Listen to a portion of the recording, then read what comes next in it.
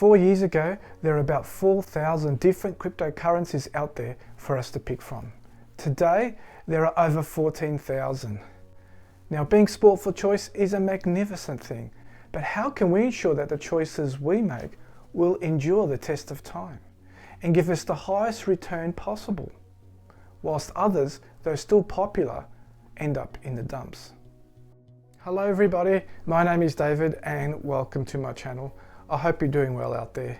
Now, I'd like to show you what are the most important factors that you need to consider when building a cryptocurrency portfolio, and why these factors have become even more important now than ever before, so you can be in the position to make the most informed decisions possible. Now, governments and regulatory bodies around the world have said a lot about cryptocurrencies. Not all of it has been exactly flattering. The truth is, though, that they do not want to stifle innovation. It's of mutual interest for them and the consumer, whom they meant to represent, to build stuff that works and to build stuff that makes life easier for everybody. As a consequence, governments have largely left cryptocurrencies alone to be the Wild West of the financial industry. Now, some may argue that behind the scenes our financial industry is the Wild West, but that's another discussion. The point being is that many cryptocurrencies are likely to be relegated to insignificance. Just like during the dot-com boom of the early 2000 period, where 1 in every 2 companies went bankrupt. So caution is required. Now let's have a brief look at what drives the thinking of many people when it comes to purchasing specific cryptocurrencies for them. And then I'll go in and explain a new strategy, our strategy, that looks at things from a different perspective.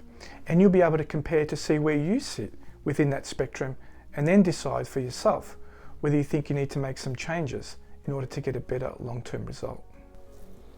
Now, some of the common strategies out there are to pick coins that have a large market capitalization, or perhaps those coins that are more decentralized compared to their peers, or those that get lots of media coverage, or one that looks like a good hedge against government's mismanagement of the nation's money supply, or perhaps looking at one crypto that's made a lot of money so far for many people and thinking, I'll get some of that one too.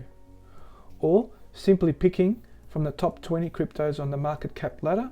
They're already successful after all, and if they fall outside of the top 20, then we can liquidate them and replace them with ones that remain in the top 20 list.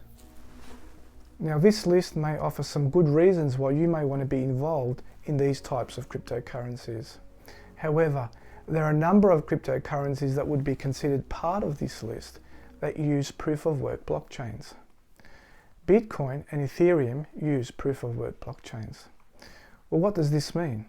Well, essentially means that these types of cryptocurrencies can get quite expensive to transact.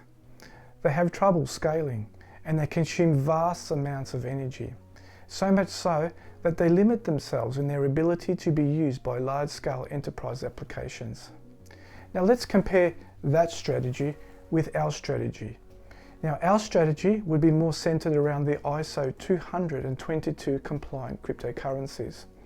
Let's stack them up side by side and see how they compare. Now, if our strategy is to have a primary focus on the ISO 222 cryptocurrencies, then this will automatically mean that we'll be looking at those 5 cryptocurrencies on the right hand side of the page. Now, these cryptocurrencies have 7 unique attributes that not all cryptocurrencies have. So let's have a look at these one at a time.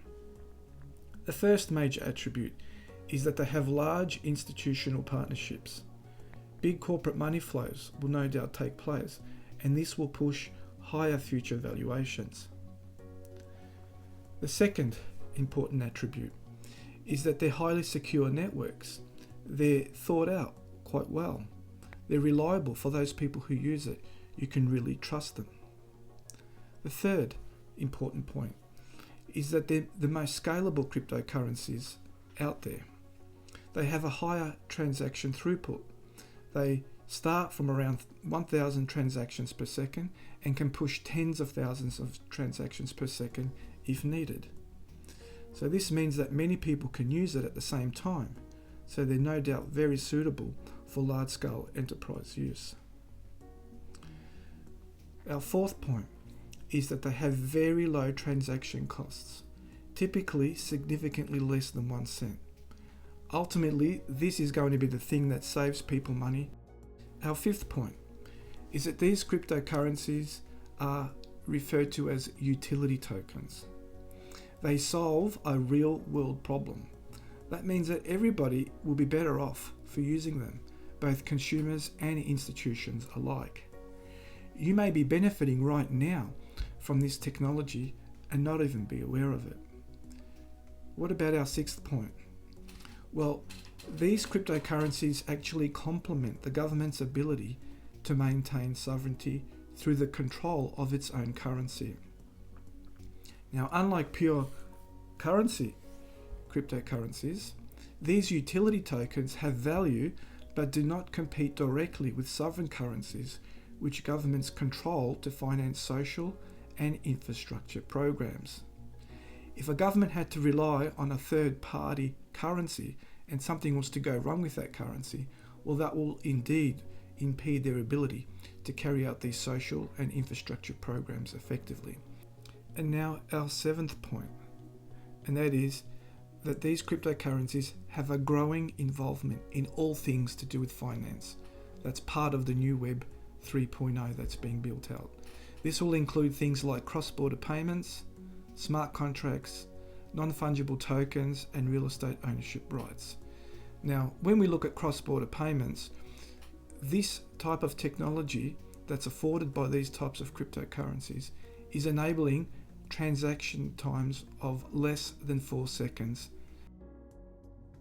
So these cryptocurrencies will be considered our primary or foundationary ones. But there are other good projects out there. So let's have a look at 2 of them. Let's see what they are and how we can benefit from them, and then we'll add them to our portfolio as a secondary group. So this is what our portfolio looks like right now.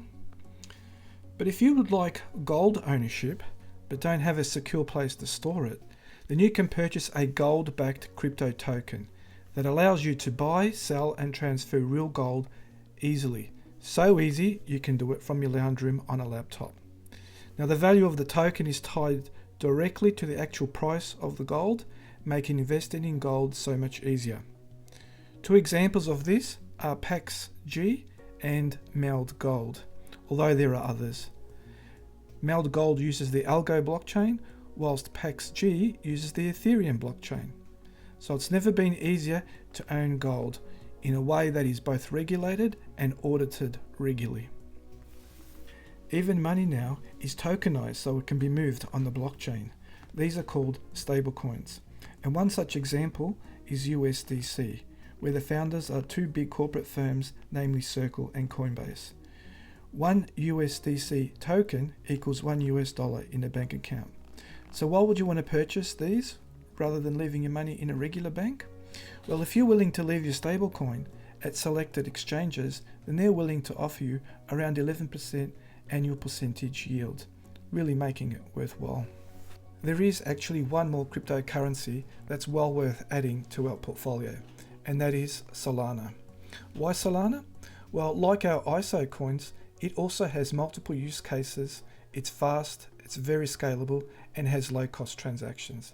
And if you're willing to stake your Solana tokens in a decentralized wallet, you can receive a monetary reward paid out in Solana at 7.25% annual percentage yield. I'd also like to note that if you hold ALGO, then currently the network is paying 4.7% annual percentage yield in ALGO directly to your wallet address, no third-party involvement. I hope that all honest and functional cryptocurrency projects succeed, although many of them have protocols that are limiting. It is clear to me that those ISO-compliant cryptocurrencies have a clear advantage, even though they have seen limited price appreciation compared to some of their peers. And perhaps that's just due in part because they haven't been around as long and are still building out their ecosystem. But the future truly looks bright. If this information was helpful, then hit the like button, and for more content like this, subscribe, and I look forward to seeing you on the next one.